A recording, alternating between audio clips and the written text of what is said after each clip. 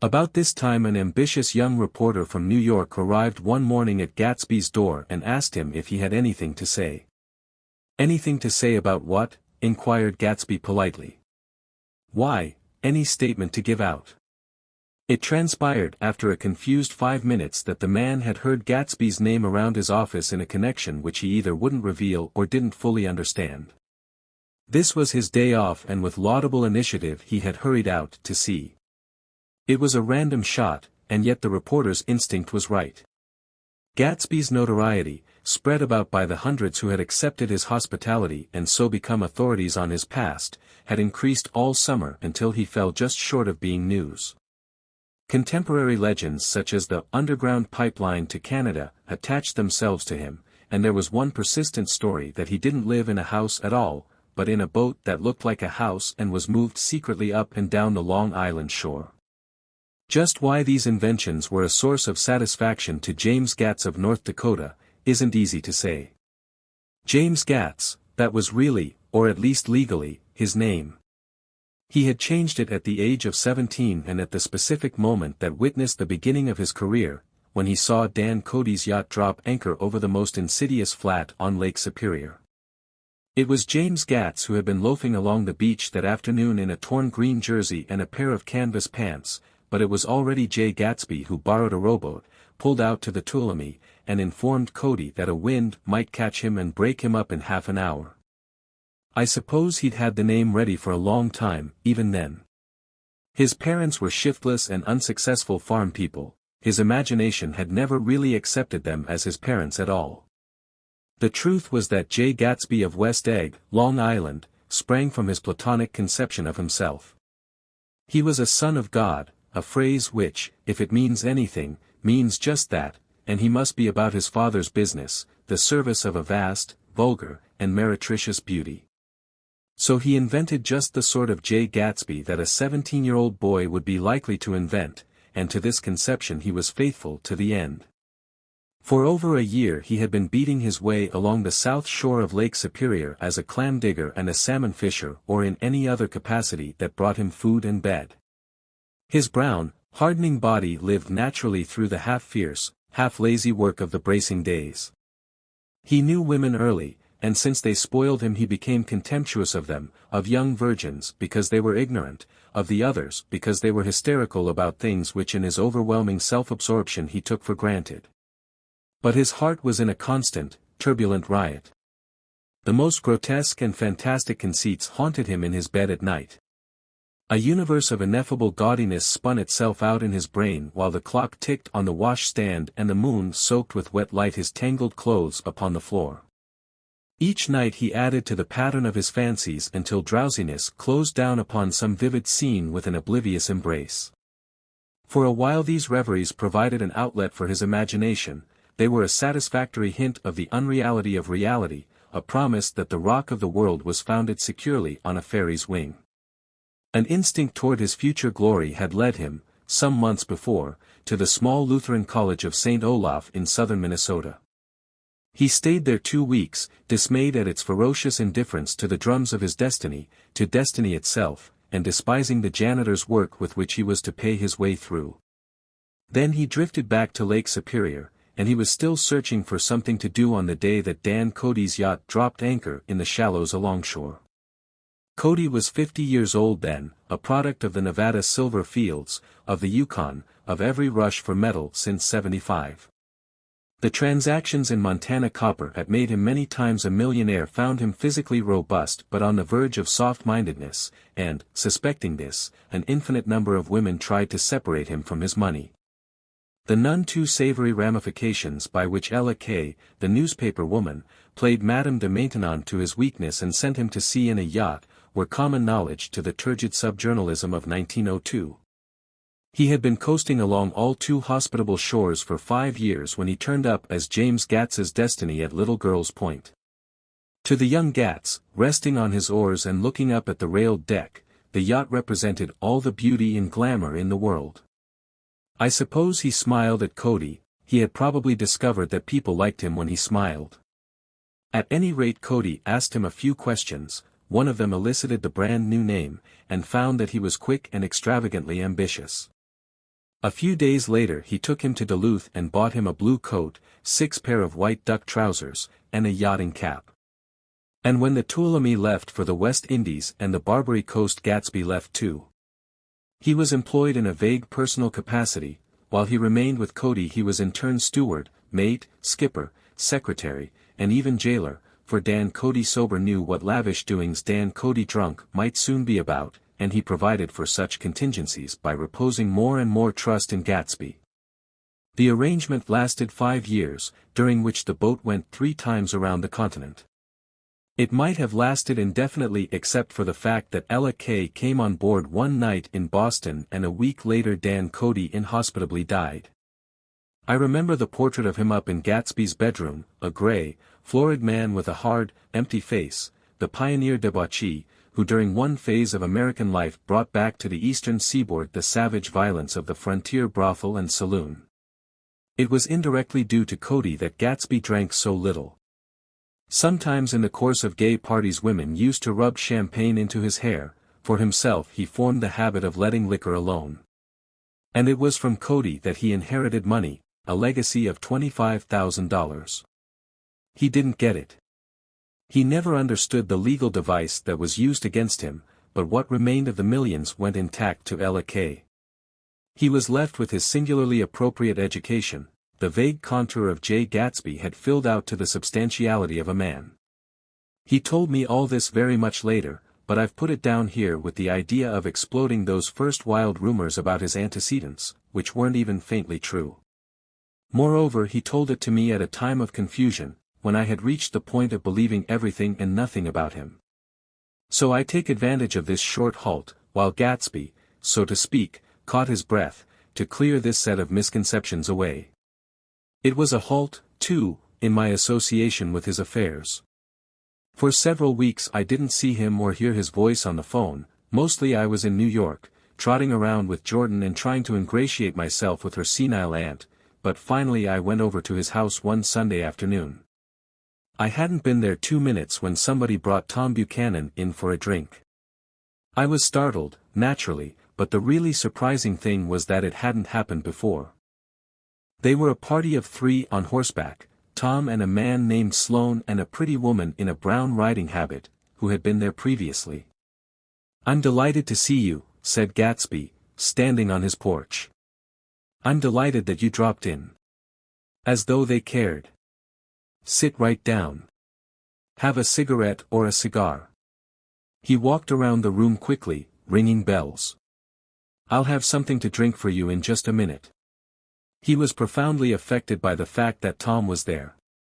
But he would be uneasy anyhow until he had given them something, realizing in a vague way that that was all they came for. Mr. Sloane wanted nothing. "A lemonade?" "No, thanks." "A little champagne?" "Nothing at all, thanks." "I'm sorry. Did you have a nice ride?" "Very good roads around here." "I suppose the automobiles?" "Yeah." Moved by an irresistible impulse, Gatsby turned to Tom, who had accepted the introduction as a stranger. "I believe we've met somewhere before, Mr. Buchanan." "Oh, yes," said Tom, gruffly polite, but obviously not remembering. "So we did. I remember very well. About 2 weeks ago." "That's right. You were with Nick here." "I know your wife," continued Gatsby, almost aggressively. "That so?" Tom turned to me. "You live near here, Nick?" "Next door." "That so?" Mr. Sloane didn't enter into the conversation, but lounged back haughtily in his chair. The woman said nothing either, until unexpectedly, after 2 highballs, she became cordial. "We'll all come over to your next party, Mr. Gatsby," she suggested. "What do you say?" "Certainly, I'd be delighted to have you." "Be ver nice," said Mr. Sloane, without gratitude. "Well, think ought to be starting home." "Please don't hurry," Gatsby urged them. He had control of himself now, and he wanted to see more of Tom. Why don't you stay for supper? I wouldn't be surprised if some other people dropped in from New York." "You come to supper with me," said the lady enthusiastically. Both of you. This included me. Mr. Sloane got to his feet. Come along, he said, but to her only. I mean it, she insisted. I'd love to have you. Lots of room. Gatsby looked at me questioningly. He wanted to go, and he didn't see that Mr. Sloane had determined he shouldn't. I'm afraid I won't be able to, I said.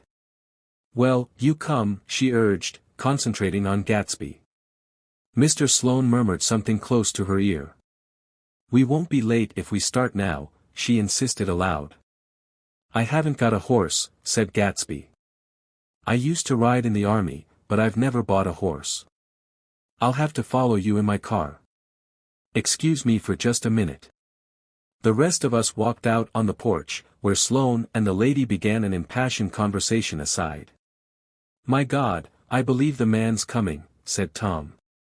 Doesn't he know she doesn't want him? She says she does want him. She has a big dinner party and he won't know a soul there. He frowned. I wonder where in the devil he met Daisy. By God, I may be old-fashioned in my ideas, but women run around too much these days to suit me. They meet all kinds of crazy fish. Suddenly Mr. Sloane and the lady walked down the steps and mounted their horses. Come on, said Mr. Sloane to Tom, we're late. We've got to go. And then to me, tell him we couldn't wait, will you?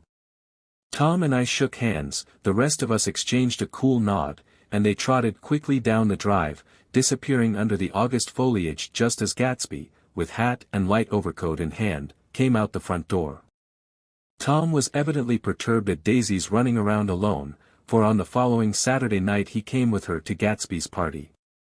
Perhaps his presence gave the evening its peculiar quality of oppressiveness. It stands out in my memory from Gatsby's other parties that summer. There were the same people, or at least the same sort of people, the same profusion of champagne, the same many-colored, many-keyed commotion, but I felt an unpleasantness in the air, a pervading harshness that hadn't been there before. Or perhaps I had merely grown used to it, grown to accept West Egg as a world complete in itself, with its own standards and its own great figures, second to nothing because it had no consciousness of being so, and now I was looking at it again, through Daisy's eyes. It is invariably saddening to look through new eyes at things upon which you have expended your own powers of adjustment. They arrived at twilight, and, as we strolled out among the sparkling hundreds, Daisy's voice was playing murmurous tricks in her throat. These things excite me so, she whispered. If you want to kiss me any time during the evening, Nick, just let me know and I'll be glad to arrange it for you. Just mention my name. Or present a green card. I'm giving out green. Look around, suggested Gatsby. I'm looking around. I'm having a marvelous. You must see the faces of many people you've heard about. Tom's arrogant eyes roamed the crowd. We don't go around very much, he said. In fact, I was just thinking I don't know a soul here. Perhaps you know that lady. Gatsby indicated a gorgeous, scarcely human orchid of a woman who sat in state under a white plum tree. Tom and Daisy stared, with that peculiarly unreal feeling that accompanies the recognition of a hitherto ghostly celebrity of the movies. She's lovely, said Daisy. The man bending over her is her director. He took them ceremoniously from group to group.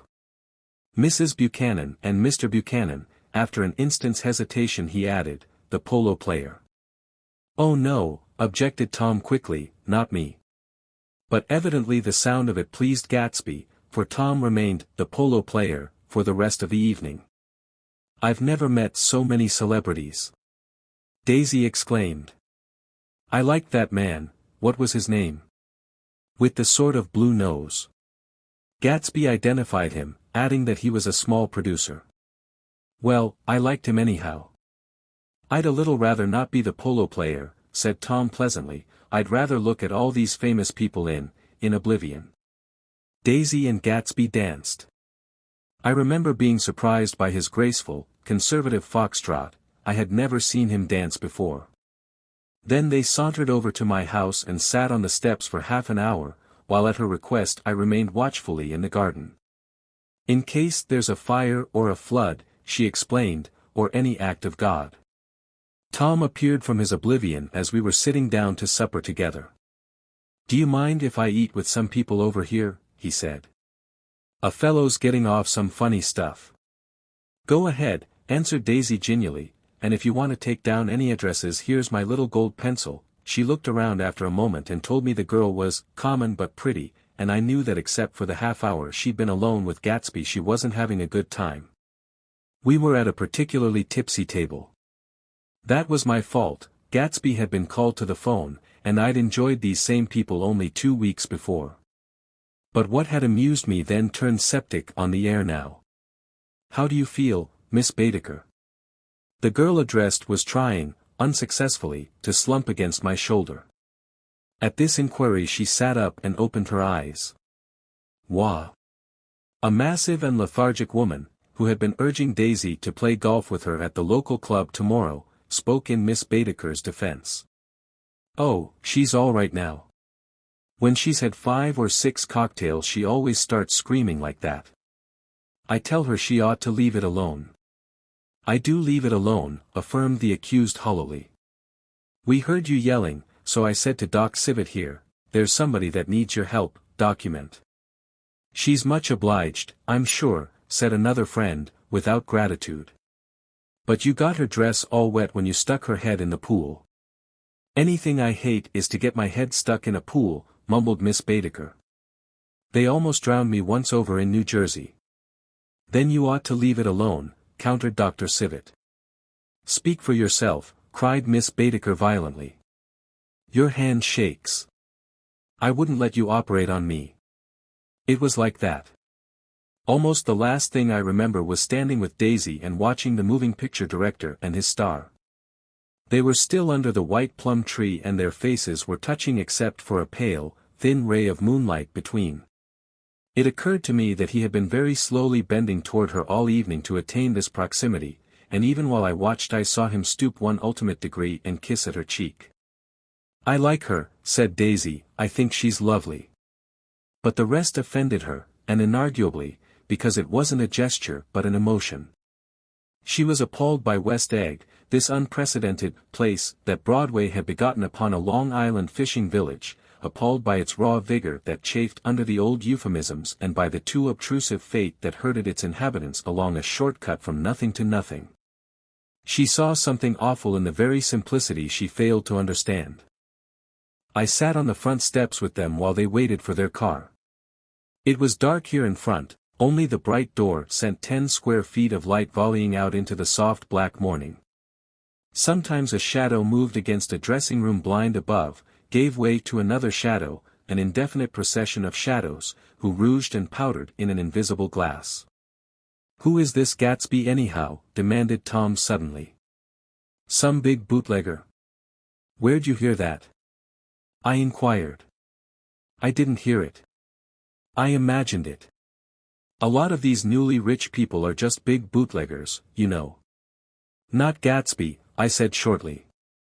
He was silent for a moment. The pebbles of the drive crunched under his feet. Well, he certainly must have strained himself to get this menagerie together. A breeze stirred the gray haze of Daisy's fur collar. "At least they're more interesting than the people we know," she said with an effort. "You didn't look so interested." "Well, I was." Tom laughed and turned to me. "Did you notice Daisy's face when that girl asked her to put her under a cold shower?" Daisy began to sing with the music in a husky, rhythmic whisper, bringing out a meaning in each word that it had never had before and would never have again.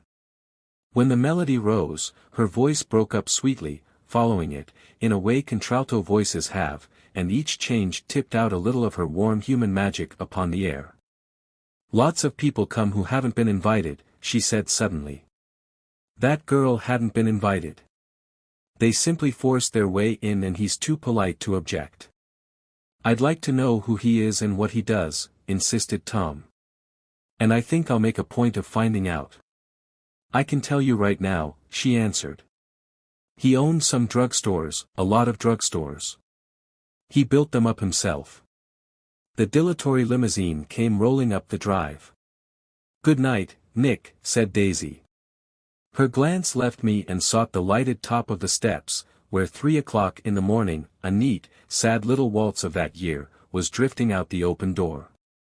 After all, in the very casualness of Gatsby's party there were romantic possibilities totally absent from her world. What was it up there in the song that seemed to be calling her back inside? What would happen now in the dim, incalculable hours? Perhaps some unbelievable guest would arrive, a person infinitely rare and to be marveled at, some authentically radiant young girl who with one fresh glance at Gatsby, one moment of magical encounter, would blot out those 5 years of unwavering devotion. I stayed late that night. Gatsby asked me to wait until he was free, and I lingered in the garden until the inevitable swimming party had run up, chilled and exalted, from the black beach, until the lights were extinguished in the guest rooms overhead. When he came down the steps at last the tan skin was drawn unusually tight on his face, and his eyes were bright and tired. "She didn't like it," he said immediately. Of course she did. She didn't like it, he insisted. She didn't have a good time. He was silent, and I guessed at his unutterable depression. "I feel far away from her," he said. "It's hard to make her understand." "You mean about the dance?" "The dance?" He dismissed all the dances he had given with a snap of his fingers. "Old sport, the dance is unimportant." He wanted nothing less of Daisy than that she should go to Tom and say, "I never loved you." After she had obliterated 4 years with that sentence they could decide upon the more practical measures to be taken. One of them was that, after she was free, they were to go back to Louisville and be married from her house, just as if it were 5 years ago. "And she doesn't understand," he said. "She used to be able to understand. We'd sit for hours." He broke off and began to walk up and down a desolate path of fruit rinds and discarded favors and crushed flowers. "I wouldn't ask too much of her," I ventured. "You can't repeat the past." "Can't repeat the past?" he cried incredulously. "Why, of course you can." He looked around him wildly, as if the past were lurking here in the shadow of his house, just out of reach of his hand. "I'm going to fix everything just the way it was before," he said, nodding determinedly. "She'll see." He talked a lot about the past, and I gathered that he wanted to recover something, some idea of himself perhaps, that had gone into loving Daisy. His life had been confused and disordered since then, but if he could once return to a certain starting place and go over it all slowly, he could find out what that thing was. One autumn night, 5 years before, they had been walking down the street when the leaves were falling, and they came to a place where there were no trees and the sidewalk was white with moonlight. They stopped here and turned toward each other. Now it was a cool night with that mysterious excitement in it which comes at the 2 changes of the year. The quiet lights in the houses were humming out into the darkness and there was a stir and bustle among the stars. Out of the corner of his eye Gatsby saw that the blocks of the sidewalks really formed a ladder and mounted to a secret place above the trees. He could climb to it, if he climbed alone, and once there he could suck on the pap of life, gulp down the incomparable milk of wonder. His heart beat faster and faster as Daisy's white face came up to his own. He knew that when he kissed this girl, and forever wed his unutterable visions to her perishable breath, his mind would never romp again like the mind of God. So he waited, listening for a moment longer to the tuning fork that had been struck upon a star. Then he kissed her. At his lips' touch she blossomed for him like a flower and the incarnation was complete. Through all he said, even through his appalling sentimentality, I was reminded of something, an elusive rhythm, a fragment of lost words, that I had heard somewhere a long time ago. For a moment a phrase tried to take shape in my mouth and my lips parted like a dumb man's, as though there was more struggling upon them than a wisp of startled air. But they made no sound, and what I had almost remembered was uncommunicable forever.